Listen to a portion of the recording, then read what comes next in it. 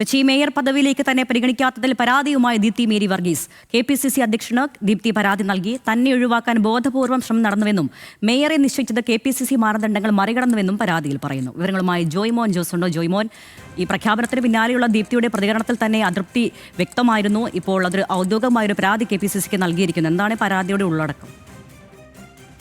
തീർച്ചയായും അരുണിയ പറഞ്ഞതുപോലെ തന്നെ ഏറെ കാലമായി അല്ലെങ്കിൽ തദ്ദേശ തെരഞ്ഞെടുപ്പ് പ്രഖ്യാപനത്തിന് മുൻപ് തന്നെ കോൺഗ്രസിന്റെ അല്ലെങ്കിൽ കൊച്ചിയിലെ മേയർ സ്ഥാനാർത്ഥിയായിട്ട് എടുത്തു കാട്ടുന്ന ഒരു വ്യക്തിയായിരുന്നു ദീപ്തി മേരി വർഗീസ്. അതിപ്പോൾ ഇലക്ഷന് ശേഷം വൻ വിജയം UDF നേടിയപ്പോഴും ഇതുപോലെ പല ഘട്ടങ്ങളിലും ദീപ്തിയുടെ പേര് ഉയർന്നു വന്നിരുന്നു. പക്ഷേ ഇതിനെല്ലാം വിപരീതം എന്നോണമാണ് ഇന്ന് ദീപ്തി മേരി വർഗീസിനെ തഴഞ്ഞുകൊണ്ട് മറ്റു രണ്ടു പേർ, അതായത് ഈ മേയർ സ്ഥാനത്തേക്ക് എത്തുന്നത്. അപ്പോൾ ഇതിനെതിരെയാണ് പരസ്യമായിട്ട് ഉള്ള പ്രതികരണത്തിലൂടെ ദീപ്തി തന്നെ അതൃപ്തി പ്രകടിപ്പിച്ചു. ഇതിന് പിന്നാലെയാണ് ദീപ്തി KPCC അധ്യക്ഷന് ഇത് സംബന്ധിച്ച് പരാതി നൽകിയത്. പരാതിയിൽ പറയുന്നത് തന്നെ ബോധപൂർവമായി തന്നെ ഒഴിവാക്കി, അതായത് മേയർ സ്ഥാനത്തും തന്നെ നീക്കം ചെയ്യാനുള്ള ബോധപൂർവ്വം ശ്രമം പാർട്ടിക്കുള്ളിൽ തന്നെ നടന്നിരുന്നു.